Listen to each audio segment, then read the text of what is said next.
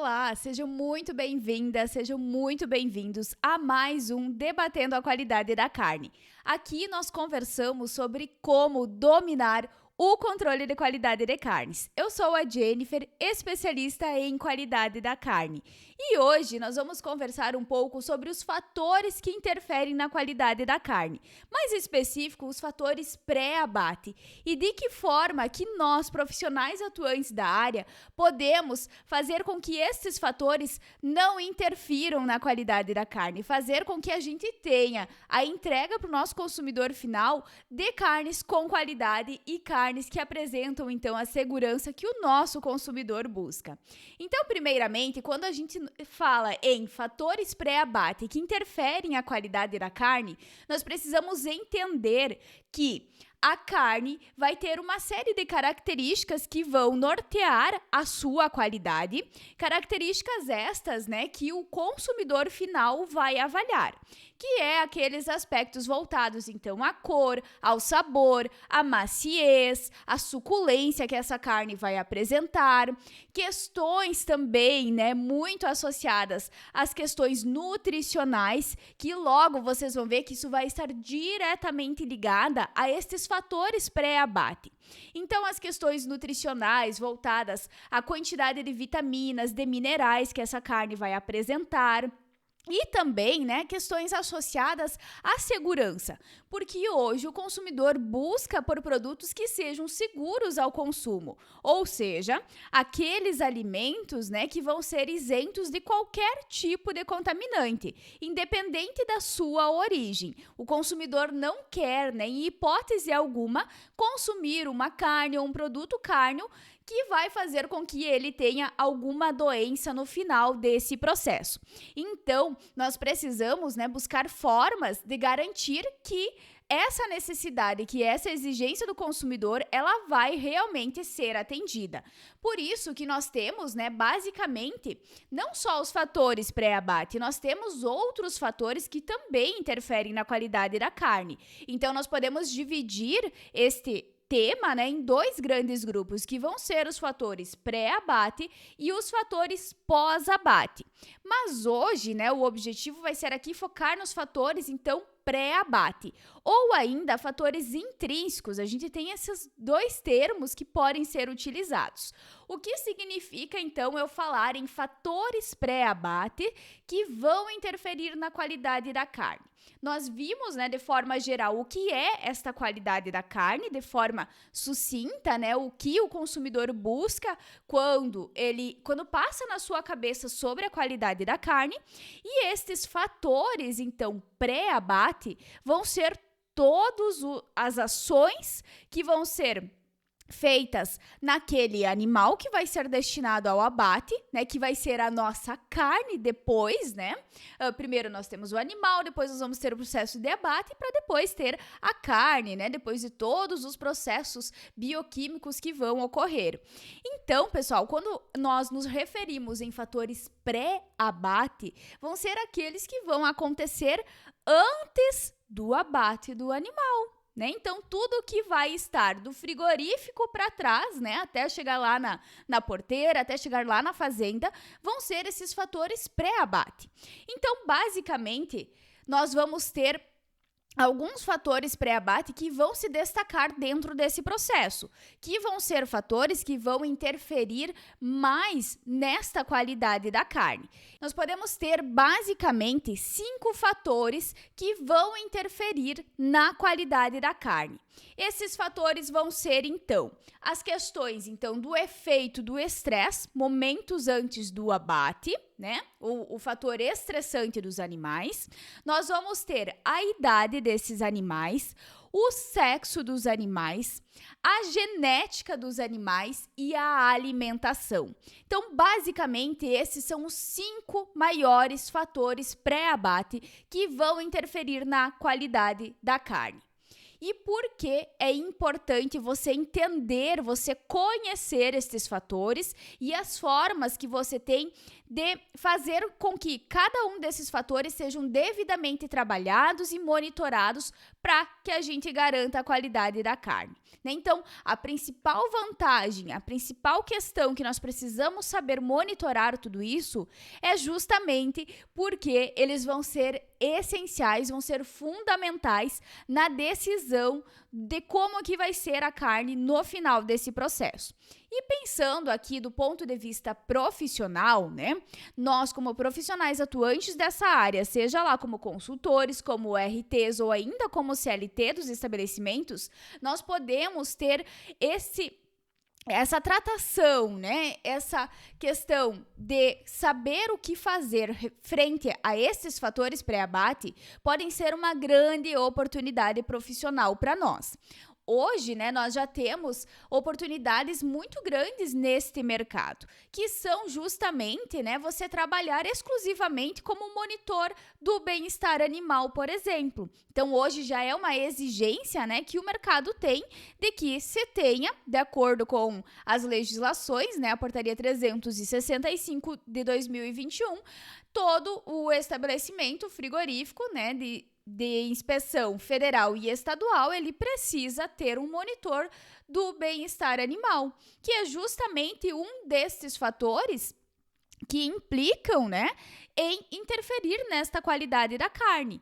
Então, nós podemos atuar oferecendo estes serviços a estas empresas, para que dessa forma, né, a gente consiga trabalhar todos esses pontos e oferecer o que o consumidor quer, que é carnes de qualidade. E se o consumidor quer uma carne que tenha qualidade, as empresas, os frigoríficos, né, os produtores e todos os outros elos envolvidos, eles precisam produzir carnes com qualidade. E é aí que está a grande oportunidade que entra a nossa área, profissionais da nossa área. Médicos veterinários, zootecnistas, engenheiros de alimentos, técnicos em alimentos, tecnólogos de alimentos, nutricionistas, né? Então, aqui está um gargalo muito grande das indústrias, né? Do setor da qualidade da carne que a gente tem muito ainda a explorar. Mas para isso, né, você precisa saber um pouco, ter uma noção do que são esses fatores e de que forma que eles vão interferir nessa qualidade da carne.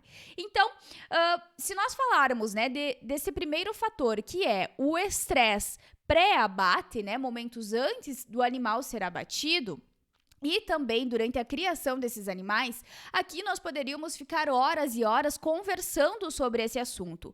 Porque o fator estressante dos animais vai entrar no assunto que é o assunto da vez, né? Que em todos os lugares que a gente vai, a gente ouve falar. Que esse assunto é o bem-estar animal, né? Então, hoje sim, bem-estar animal é vida, tá? É ele que vai dar toda a sustentação para que eu consiga ter uma carne de qualidade. É só ele, Jennifer, que vai influenciar na qualidade da carne?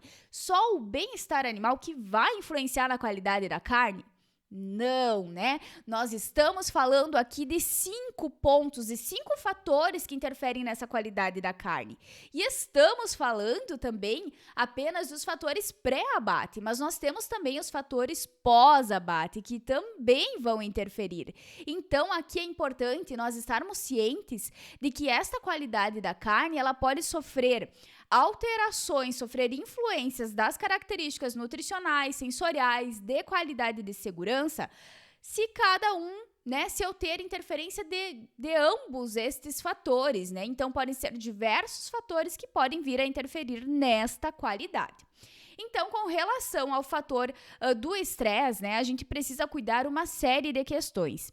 Então, nós profissionais, independente se vamos atuar diretamente como monitores do bem-estar animal ou não, né, mesmo nós atuando lá no açougue, numa casa de carnes, nós precisamos entender o que se passa lá na porteira, o que se passa até os animais chegarem ao frigorífico, que é, né, pessoal, nada mais é do que entender todo o processo produtivo.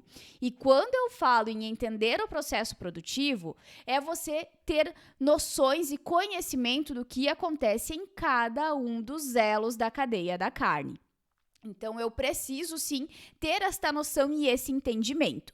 Então, se pensarmos na questão do estresse, aqui vai estar associado, né, nas questões das 5 liberdades, que vai ser relacionada a toda a questão de como que é a criação do animal, se ele recebe a alimentação adequada, se ele tem acesso à água, se ele está em um ambiente adequado, como que vai ser a apanha destes animais, como que vai ser a condução dos animais até o veículo que vai realizar o transporte.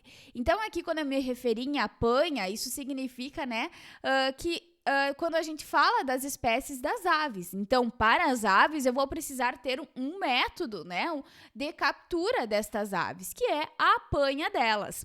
Então, todas essas ações, né, elas precisam estar devidamente, os profissionais estarem devidamente treinados, é preciso ter um monitoramento desses processos para que a gente consiga, então, minimizar os impactos, né, que vão gerar o estresse a estes animais. Então, são cuidados básicos, né, de evitar a presença de outros animais, né, de animais estranhos durante essas etapas, como, por exemplo, né, presença de cachorros, de gatos, que podem assustar os animais. Então, cuidados básicos das instalações e como que vai ser o piso, né, desde lá da rampa em que vai dar acesso aos caminhões, como que é o piso do caminhão, como que estão as condições, né, deste veículo que vai realizar o transporte. Então, esses cuidados, eles vão fazer parte, né, de um conjunto de práticas do bem-estar animal. Então, aqui eu preciso avaliar também a questão da densidade do transporte. Ou seja, né, o que é a densidade do transporte? Vai ser eu avaliar quantos animais que eu posso colocar por metro quadrado dentro daquele veículo.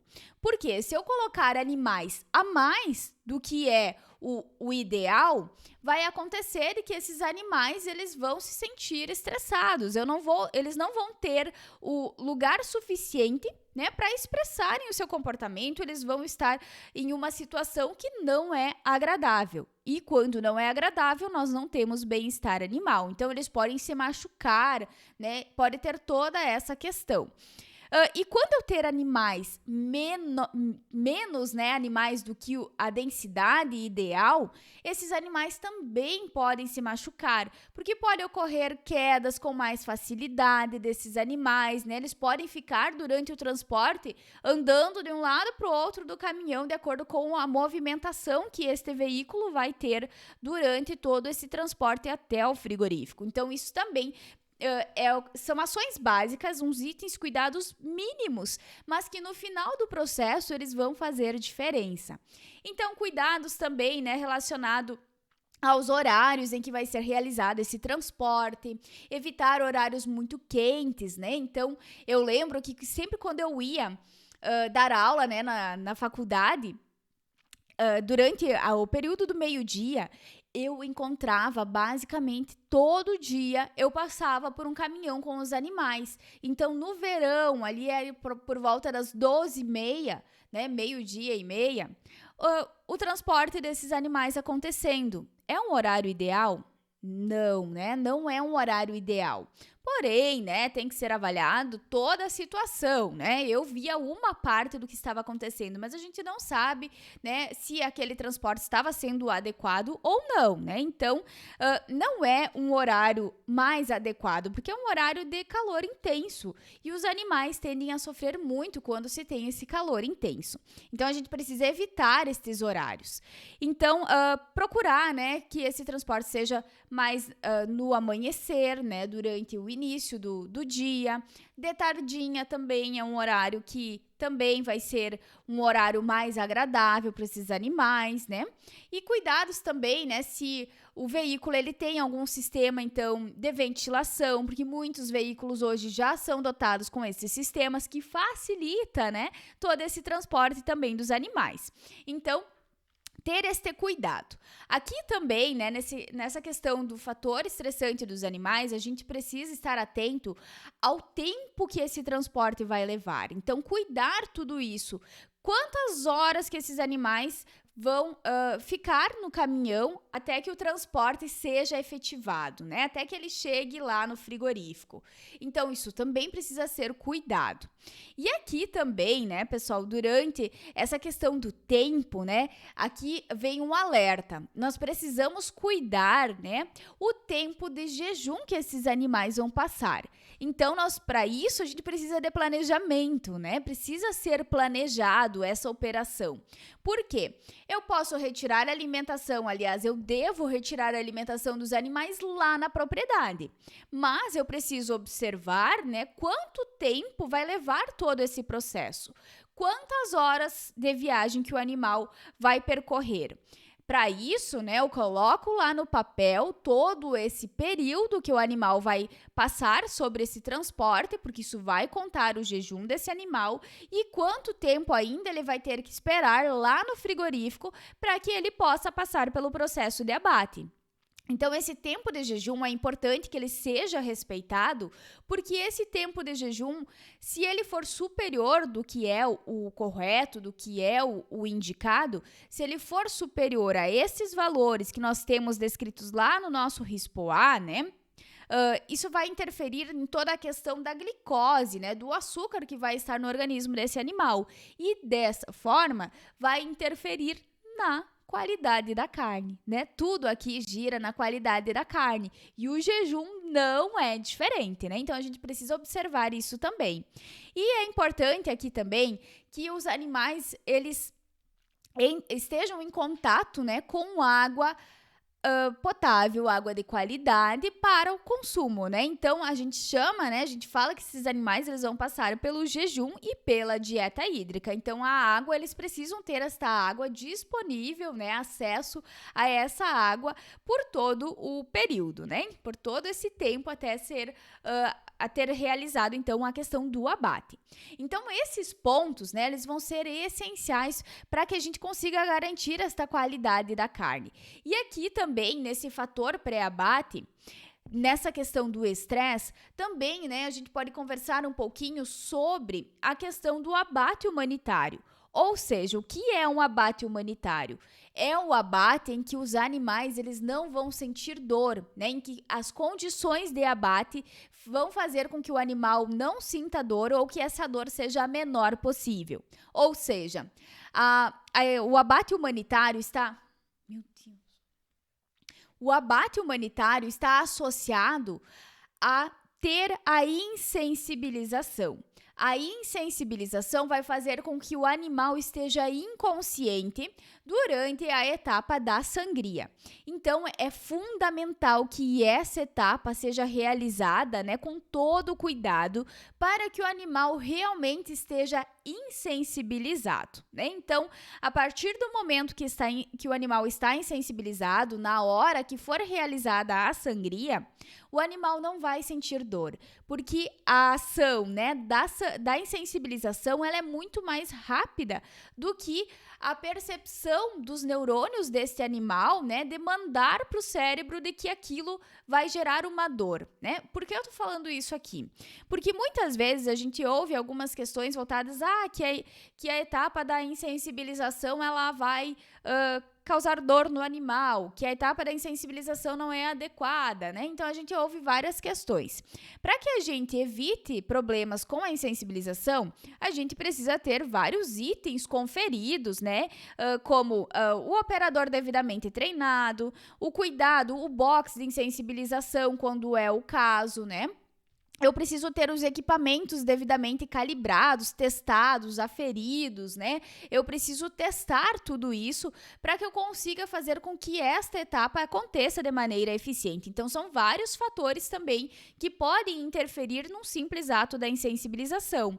Mas a questão é de que esta insensibilização, sim, ela tem essa ação de causar a insensibilidade do animal. Então, ele não vai sentir dor neste processo e ele, quando inconsciente, ele vai passar para a próxima etapa, que é a etapa da sangria, e ele então vai morrer nesta etapa, porém ele não vai sentir dor porque ele está insensibilizado, tá?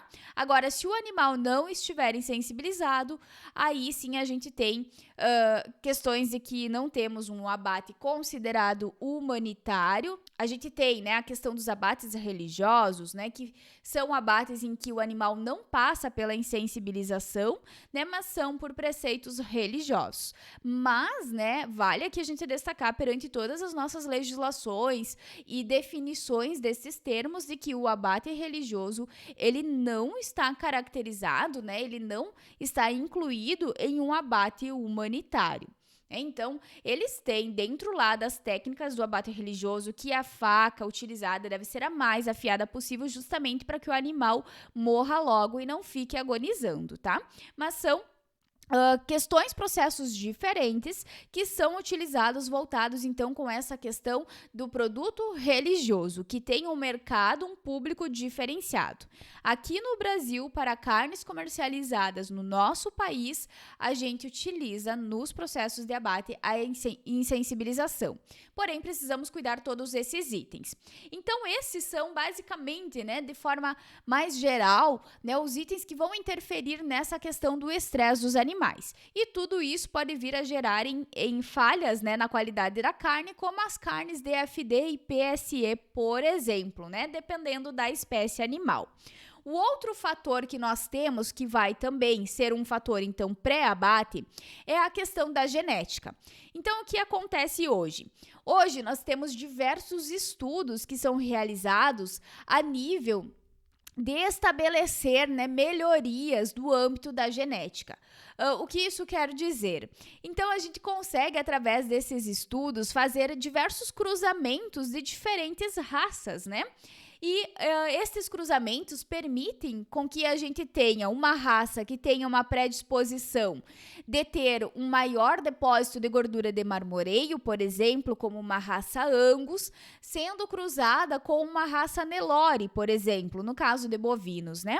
Esse cruzamento faz com que eu consiga utilizar as características da qualidade da carne Angus com as características, né, as vantagens da raça Nelore, que seriam vantagens relacionadas a uma melhor adaptação a um clima, por ser animais de pelagem clara, que conseguem, então, não sofrer tanto com o calor. Então, são cruzamentos que podem ser utilizados para que esses animais, eles tenham uma questão do bem-estar animal, né, mais desenvolvido, para que esses animais consigam se adaptar em regiões de um clima mais quente, né? Então, essas ações da genética, né, e esses cruzamentos que são feitos, eles vêm com o intuito, então, de melhorar a qualidade dessa carne, de melhorar toda a questão da produção, do ganho de massa muscular dos animais, do ganho de gordura. Então, eu consigo trabalhar através da genética essas questões. Por isso, isso é um fator também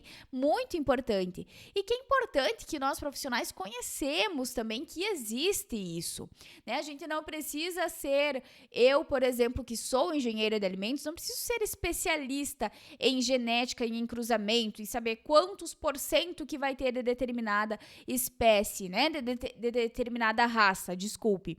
Mas eu preciso saber, ao menos, de que isso existe, de que é possível fazer isso, quais são algumas raças que já teve cruzamentos, né, que aconteceram, porque essa questão toda do estudo de raças e de ver quais vão ser as raças que melhor vão se adaptar aos cruzamentos, isso cabe mais já a profissionais zootecnistas, os médicos veterinários, né? Então, cada macaco no seu galho, né? Como já dizia por aí esse ditado. Então, é importante que a gente tenha esse conhecimento e essa noção. E também, né, quando a gente fala nessa questão da genética, é importante que a gente entenda, né, por exemplo, que a gente possa vir aqui, através desse conhecimento e de que a genética é um dos principais fatores, né, que fazem hoje com que as aves, né, os frangos de corte, eles tenham um desenvolvimento maior em um menor tempo, né, e um tempo mais curto, o que antigamente não acontecia.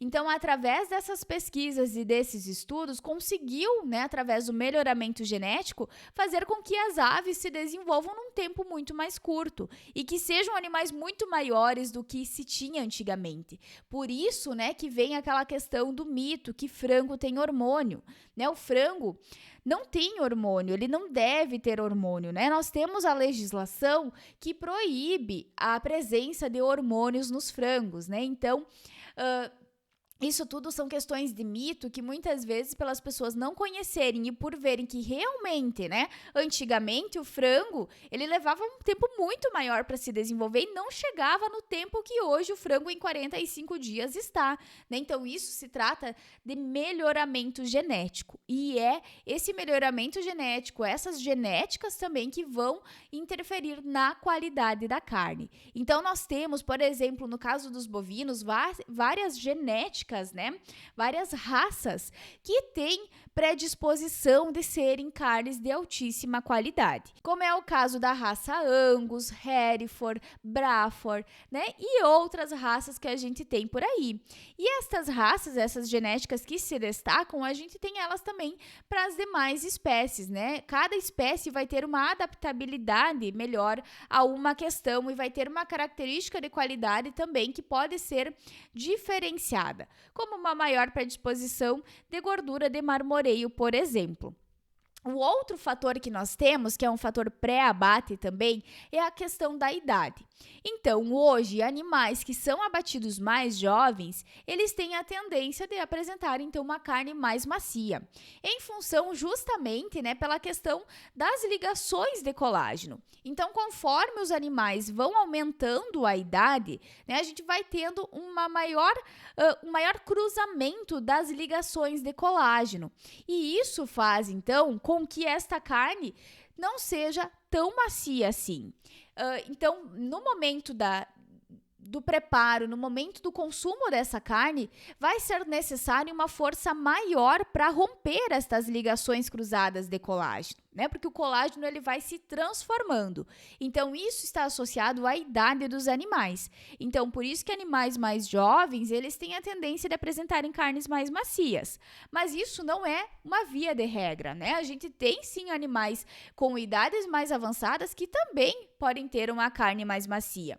Em função principalmente, né, de que a gordura de marmoreio ela pode demorar mais para se depositar nos tecidos, né, desses animais. Então, hoje, a gente não pode dizer simplesmente que a carne de um animal jovem vai ser decisiva para que essa carne tenha maciez, ou que a carne de um animal mais velho é uma carne dura, né? Eu não posso dizer isso, porque se eu trabalhar com todos os fatores de forma correta, né? Se eu trabalhar com genética, com idade, alimentação, eu consigo sim ter carnes com qualidade, né? Mesmo com animais, então, com idade mais avançada. Tá bom? E o mesmo acontece, então, com a questão dos animais mais jovens. Então, esse também é um fator, né, que nós temos aqui voltado à idade. E vale também destacar, né, que quanto mais velho for esses animais, a carne, né, a tendência é que essa carne tenha uma coloração mais escura e que a gordura dessa carne também tenha uma coloração mais escura do que de animais mais jovens. E o outro fator que nós temos, então, é a alimentação. A alimentação vai ser um ponto-chave, né, na busca da qualidade da carne. Então, se eu ter uma alimentação desses animais, né, se eu fornecer a esses animais uma alimentação rica, balanceada, com todas as vitaminas e minerais que ele precisa, se eu for variar o tipo da alimentação, trabalhar no caso dos bovinos com sistemas de pastagem, com sistemas de confinamento, com sistemas semi-pastagem, trabalho parte, né, da fase do animal vai ser em pastagem, outra parte vai ser em confinamento. O que isso vai resultar? Isso vai resultar, né, em uma carne com características principalmente nutricionais diferenciadas. Só características nutricionais que vai interferir? Não, né? Isso vai interferir também em características sensoriais. Pode interferir no sabor, né? Vai interferir no sabor, na maciez, no aroma dessa carne, né? Então, a alimentação com que os animais são a alimentação que é fornecida para esses animais, ela vai influenciar significativamente na qualidade da carne. Então, aqui também é muito importante a gente trabalhar, né, com esse estudo antes do que o animal vai receber, né, de que forma que vai ser a alimentação que o animal vai estar em contato, né, para que eu consiga, então, garantir esta qualidade da carne. E o outro fator, né, o último fator que a gente traz aqui é a questão do sexo. Então, o sexo dos animais também pode interferir. Então, hoje, né, se tem que o que acontece, né? As fêmeas, né, elas têm a questão de depósito de gordura num tempo menor do que os animais, os machos, tá?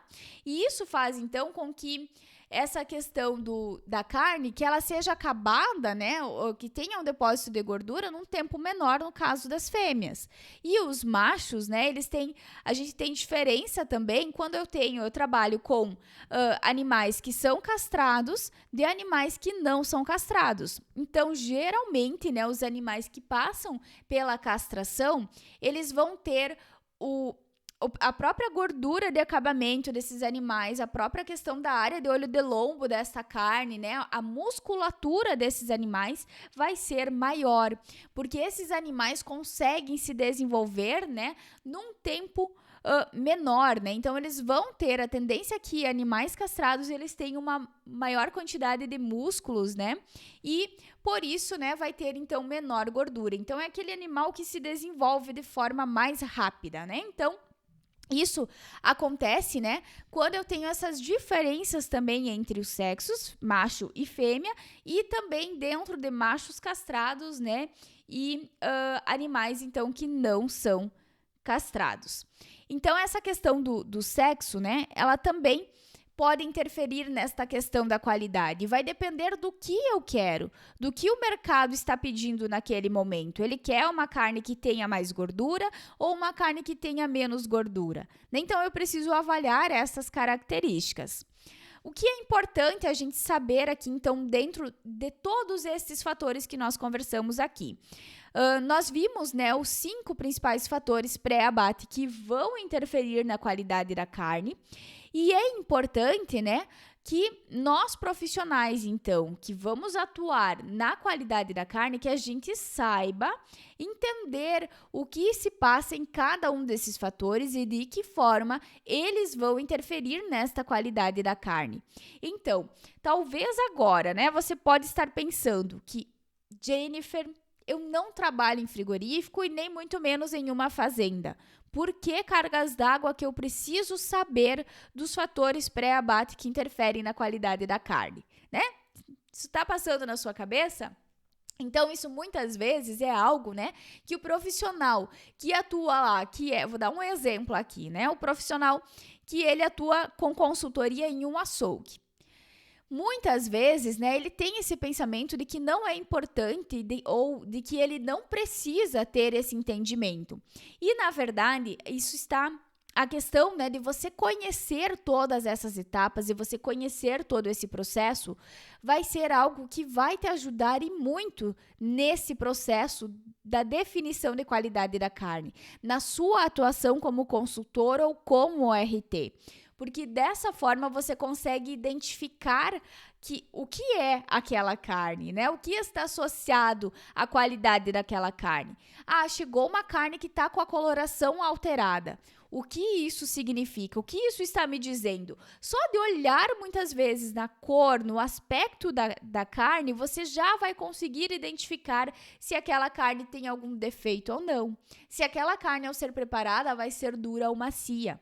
Né? Então, sabendo tudo isso, você já consegue sair na frente de muitos profissionais, porque você vai estar capacitado, preparado para atuar nesse mercado, para fornecer algo diferenciado, né? Então, hoje, profissionais que se formam nas faculdades, né, desses diferentes cursos que podem atuar com a qualidade da carne, nós temos diversos. Mas agora, o profissional que se destaca, que sabe, além de estudar, né, além de fazer cursos, de ir atrás de informações, que saiba aplicar isso na prática, aí você pode se destacar se você for esse profissional. Caso contrário, você vai ser o mesmo, né, do que já se tem. Então, a gente precisa, sim, se destacar e se diferenciar para que a gente consiga, então, cada vez mais termos conhecimento, né, e esse entendimento prático dessa visão do que é a qualidade da carne. Então, hoje, nesta aula aqui, nesse vídeo, né, eu abordei com vocês 5 fatores que interferem pré-abate, né, que interferem na qualidade da carne, e agora você já tem um entendimento geral do que esses fatores podem mudar, né, lá na característica final da carne. E também, né, vale destacar aqui que é preciso sempre estar atento ao que nosso consumidor está buscando quando o assunto é qualidade da carne. Então, espero que tenham gostado deste vídeo. Não deixem de se inscrever no canal, né, e também de curtir as redes sociais. Qualquer dúvida, vocês podem deixar nos comentários do vídeo que eu vou responder vocês. Então, pessoal, até o nosso próximo vídeo e um grande abraço para vocês.